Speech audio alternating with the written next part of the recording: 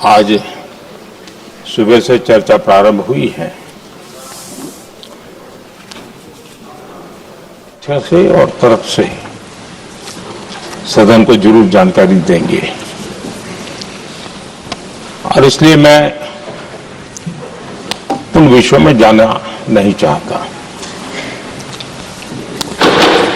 आदरणीय अध्यक्ष जी, राष्ट्र के जीवन में कुछ महत्वपूर्ण पल आते हैं और उस समय की समाज की मनस्थिति और नेतृत्व की क्षमता उस पल को कैप्चर करके एक राष्ट्र की अमानत बना देती है, एक मजबूत धरोहर तैयार कर देती है। मैं समझता हूं कि भारत के संसदीय लोकतंत्र के इतिहास में ये वैसे ही पल है। आवश्यकता तो ये थी कि 25-30 साल पहले जब से विचार सामने आया, आवश्यकता महसूस हुई, हम इसको लागू कर देते और हम आज उसको काफी परिपक्वता तक पहुंचा देते हैं और आवश्यकता के अनुसार उसमें समय समय पर सुधार भी होते हैं और यही तो लोकतंत्र की ब्यूटी होती है। हमारी मदर ऑफ डेमोक्रेसी है, हमारी हजारों साल की लोकतंत्र की एक विकास यात्रा रही है और उस विकास यात्रा में एक नया आयाम जोड़ने का एक शुभ अवसर सदन के हम सभी साथियों को मिला है और मैंने प्रारंभ में कहा है कि हम सब भाग्यवान हैं कि हमें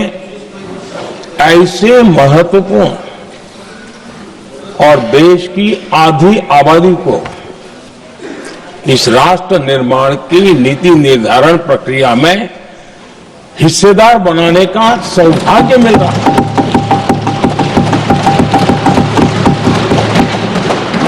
ये हम लोगों के लिए सौभाग्य है और मैं चाहता हूं कि मेरे सभी माननीय सांसद, मैं इधर उधर की आज बात करना नहीं चाहता हूं, हम सभी सांसद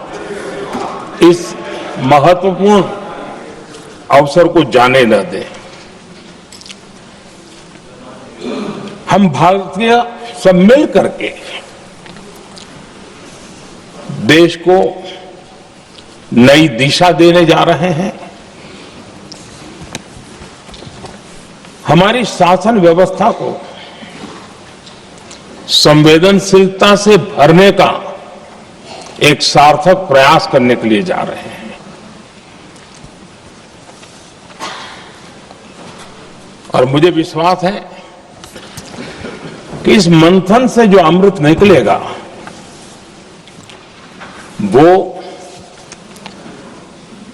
देश की राजनीति की भी उसके रूप स्वरूप को तो तय करने ही करने वाला है, लेकिन ये देश की दिशा और दशा भी तय करने वाला है। इतने महत्वपूर्ण मोड़ पर